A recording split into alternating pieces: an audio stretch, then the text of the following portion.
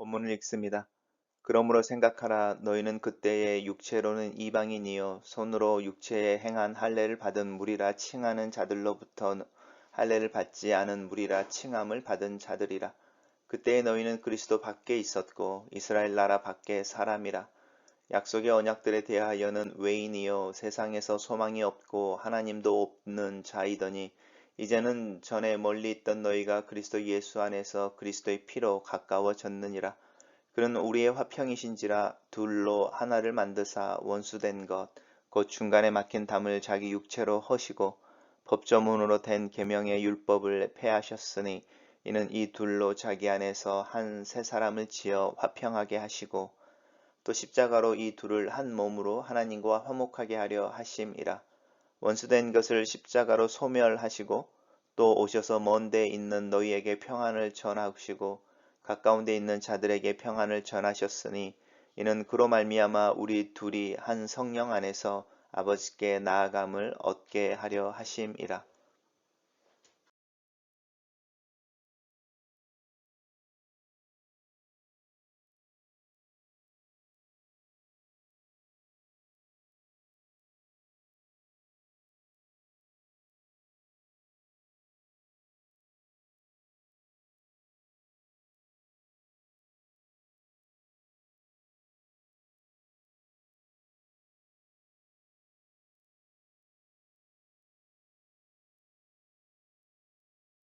오늘의 본문은 세 개의 단락으로 나눠져 있습니다. 첫 번째 단락입니다. 그러므로 너희는 생각하라. 사도 바울이 자주 씁니다. 깊이 생각하라.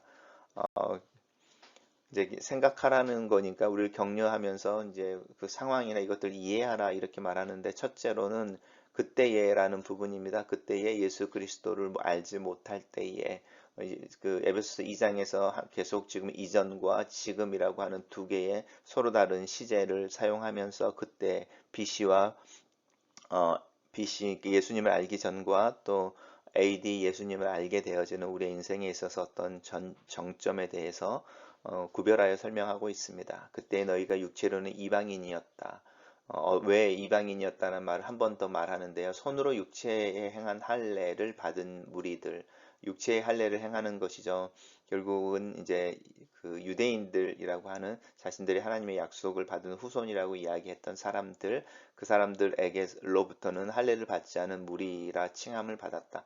똑같은 의미죠. 이방인이라는 뜻이 이제 그런 뜻이니까요. 유대인들이 구별해낼 때 부르는 말이고 유대인들이 자신들을 다른 사람들도 구별해낼 때의 근거는 할례였으니까 육체로는 이방인이라는 말을 다시 한번 풀어서 설명하고 있습니다. 다시 그때에라고 말하는데 그때에 너희는 그리스도 밖에 있었고 이스라엘 나라 밖의 사람이었다. 그리고 약속에 의해서는 외인이었고 세상에서는 소망이 없었고 하나님과는 상관이 없는 자들이었다.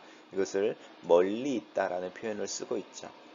너희가 전에 멀리 있었다. 하지만 이제라는 말을 쓰면서 이제는 예수 그리스도 안에서 그리스도의 피로 가까워졌다.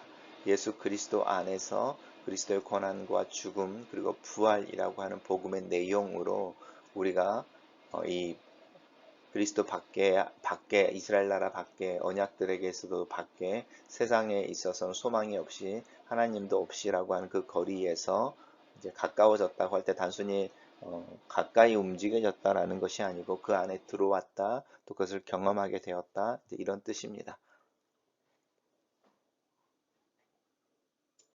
단락을 요약해 보겠습니다.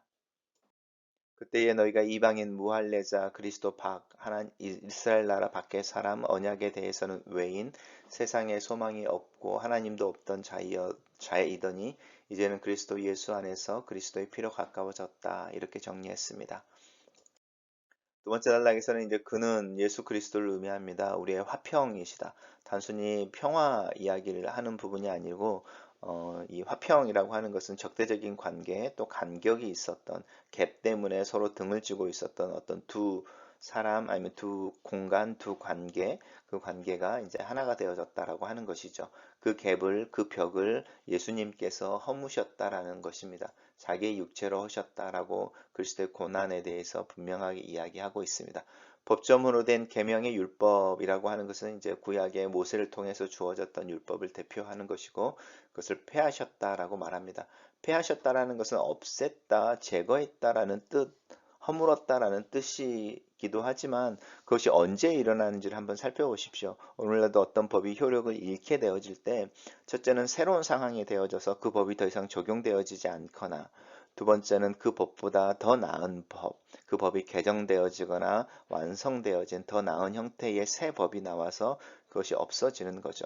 그래서 예수님께서 율법을 폐하셨다라고 하는 것은 이제 더 이상 이것은 소용이 없어 이렇게 말하기보다는 새로운 시대를 여셨다라는 뜻을 가지고 있는 것이고 두 번째는 너희는 서로 사랑하다라는 사랑의 계명, 사랑의 법을 주셨는데 그 법이 구약에 있는 모든 법들을 완성시키는 새로운 법인 거죠. 그런 의미에서 폐하셨다라는 의미를 쓰고 있습니다. 그래서 이는 왜 그렇게 하셨냐라고 하는 것은 구별되어지고 분리되어졌던 둘, 특별히 이제 이 앞에서 묵상했던 것이면 이방인과 유대인이라고 말하는 사람들, 이 부분 속에서 예수님 안에서 한 사람이 되어져서 새 사람 같은 사람인 거죠. 예수 그리스도를 통해 거듭난 하나의 사람인 거죠. 하나의 사람들로 서로 화평하게 하시고 십자가로 이 둘을 한 몸으로 하나님과 화목하게 하려 하심이다라고 말합니다. 이 둘을 한 몸으로 하나님과 화목하게 한다. 우리는 하나님과 화목한 후에 이 둘이 하나가 된다. 이런 이제 교리나 이런 순서에 대해서 잘 알고 있는데 오늘 본문에서 너희가 먼저 하나가 되고 그래서 하나님을 섬길 수 있다. 하나님과 화목할 수 있다라고 그 방향, 논리의 방향을 틀어냅니다. 그래서 하나님 사랑과 이웃 사랑이라고 하는 것은 첫째, 둘째의 어떤 순서의 문제가 아니고 동일한 것인데 우리가 처해져 있는 상황에서 하나님을 먼저 사랑하고 이웃을 사랑하는 형태로 실천의 모습이 나타나는 때가 있는가 하면 이웃을 먼저 사랑하고 그것이 하나님을 사랑하는 형태로 나타나는 때가 있습니다. 선한 사마리아인의 경우는 그 선한 일을 행할 때 그것이 하나님을 사랑하는 일이었죠. 그렇지만 그 일은 그 유대인을 돕는 일에서 필요에 있는 누군가를 섬기는 일을 통해서 나타났던 것처럼 그렇지만 우리가 또 하나님을 예배하다 보면 그 예배하는 중에 이 간격이 무너지기도 하죠. 그래서 이 둘은 순서의 문제가 아니고 현상의 문제일 수 있습니다. 원수된 것을 서로 십자가로 소멸하셨다. 먼 데서 오는 너희에게 평안을 전하고 동일하죠. 가까운 데 있는 자들에게 그 평안을 전했다. 다른 말로 말하면 예수 그리스도 안에서는 너희들이나 유대인들이나 사실은 다 동일한 한 사람, 하나님의 가족으로 한 부류의 시민권을 가진 하나님 나라의 시민권을 가진 동일한 사람이다 라고 이야기하고 있는 것이고 그래서 우리 둘이 여기서 다시 우리 둘인데요. 우리 둘이라고 하는 것은 사도 바울과 디모데와 같은 유대인들을 의미하는 것이라고 한다면 또 이 편지를 받고 있는 에베소 사람들을 의미하는 것일 수 있죠. 그래서 우리가 동일하게 이 편지를 쓰는 자나 읽는 자나 우리들이 한 성령 안에서 하나가 되어져서 하나님을 섬기고 하나님의 백성으로 살아가게 하기 위함이다. 이렇게 말합니다. 단락을 요약해 보겠습니다. 그리스도는 자기 몸으로 담을 허무시고 우리가 한 몸으로 하나님과 화목하게 하시려고 원수된 것을 소멸하시고 평안을 전하셨으니 이는 그로 말미암아 우리 둘이 한 성령 안에서 아버지께 나아감을 얻게 하려 함이다. 이렇게 정리했습니다. 마지막 단락에서는 이제부터는 이야기하는 것 전에는 그리고 이제부터는 이 이제부터라고 하는 것은 현재 진행형으로 지금부터 미래를 향해서 가는 움직임인 거죠. 그래서 너희는 외인으로 사는 것이 아니다. 외인은 foreigner인 거니까요. 그 이스라엘 밖에 있는 사람들이 아니다. 나그네라고 하는 것은 우리가 이제 성경에서는 거류민이라고 표현하는데 이미 이제 물리적으로 분리되어져서 외국에 사는 사람들이 아니라 유대인들 사이에 이스라엘에서 살고 있는 사람들인데 이방인이어서 어떤 부분에 제한을 가지고 있는 이런 사람들입니다. 그래서 다른 나라에 살고 있는 사람들 아니면 우리나라에 들어와 살고 있는 외국인들 이게 이제 나그네라는 뜻입니다. 오직 성도들과 동일한 시민이고 하나님의 권속이다. 하나님의 백성, 또 하나님의 가족이라는 거죠. 그리고 너희는 사도들과 선지자들 터 위에 세움을 입은 자다. 이것을 히브리서에서는 너희들은 믿음의 맨 마지막에 서서 믿음을 받은 자들이 사모하고 바라보고 소망했던 것을 성취하여 그들의 믿음을 완성시키는 자들로 이 세상의 마지막을 살고 있다. 이렇게 이야기하는 히브리서 11장의 맨 마지막 부분을 기억하신다면 이 의미가 무엇인지 잘 이해하실 수 있을 것입니다.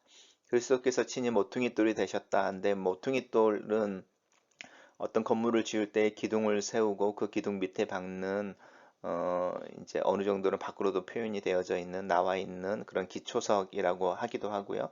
또 이 모퉁이 돌은 어떤 건물을 지을 때 건물의 지붕의 맨 위에 이제 그 지붕과 온 건물을 완성시키는 마지막으로 놓는 돌이라는 의미도 있습니다. 그러니까 예수 그리스도가 교회의 기반이면서도 그 교회를 완성시키는 그리스도의 머리라고 이야기할 때 이 모퉁이 돌의 의미가 표현된다고 할 수 있죠.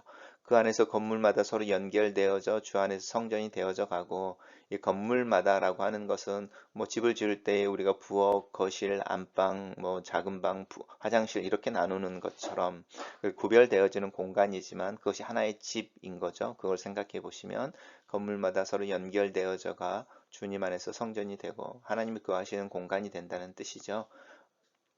근데 여기에 주어가 없습니다. 그렇죠?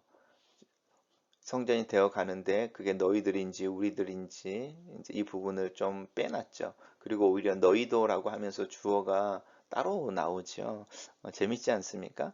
저는 개인적으로 이 부분을 이 주어가 성전이 되어져 가고라는 것 속에 구체적으로 우리라든지 이런 표현을 쓰지 않는 이유가 있을까 할 때 이제 뭐첫 번째 전제는 이 성전이 되어가는 이 첫 번째가 이제 바울과 편지를 쓰는 바울의 동역자들이나 유대인들을 의미할 수도 있고요. 그래서 이제 너희도 이렇게 이야기하니까 이방인 중에 예수 그리스도 안에 있는 너희도라고 말할 수도 있습니다. 하지만 이 주어를 빼는 부분을 우리 그 전에 묵상했던 예수 그리스도 안에서 만물이 그리스도의 충만함 가운데 충만하여져 간다라고 하는 부분이나 모든 만물들이 그리스도 안에서 그리스도로 말미암아 회복되어지고 자신들의 생명을 회복하고 역할들을 회복하고 질서와 균형 속에서 그들의 어떤 존재를 살아내는 모습을 이야기하고, 그런 중에 그리스도의 권위 앞에 무릎을 꿇고 그를 쫓되고 상상되어져서 확산될 수 있죠.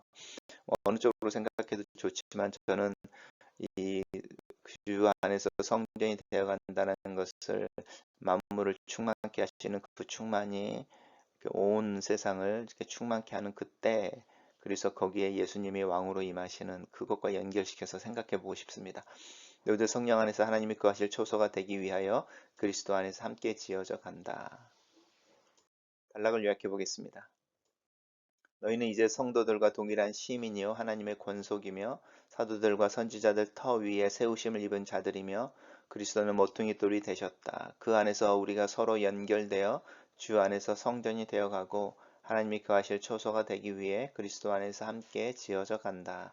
이렇게 정리했습니다. 첫 번째 나눔입니다. 예수를 믿기 전에 하나님을 알지 못하던 때의 내 모습을 생각해 본다. 하나님 앞에 설 자격이 없는데 그리스도 안에서 자격을 얻었다. 내 주변에 함께 교회를 이루고 하나님을 예배하는 이들 또한 마찬가지이다.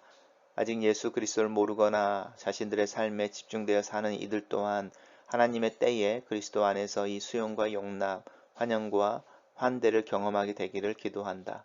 이 화해의 핵심, 화해의 공간이 바로 교회이다. 이 본질이 회복되어져야 하는 때를 살고 있다. 내가 이루는 교회의 교우들 사이에서부터 하나님의 사랑과 환대, 그 통로가 되신 그리스도의 고난과 부활, 하나로 묶는 성령의 임재에 대한 고백과 경험이 시작되기를 기도한다. 두 번째 나눔입니다. 차별과 구분, 분리와 구별의 벽은 어느 시대에나 존재한다. 이민의 삶을 살면서 더 크게 느끼기도 한다. 같은 동족끼리도 한 가족 안에서도 이 벽을 느낀다. 그리스도는 평화이시며 화평이시다. 그리스도의 복음은 모든 사람을 위한 것이며 모든 사람을 향한다. 그 속에는 소외나 예외가 없다. 그리스도는 인간들이 만든 다양한 종류의 벽을 다 허물어 내신다.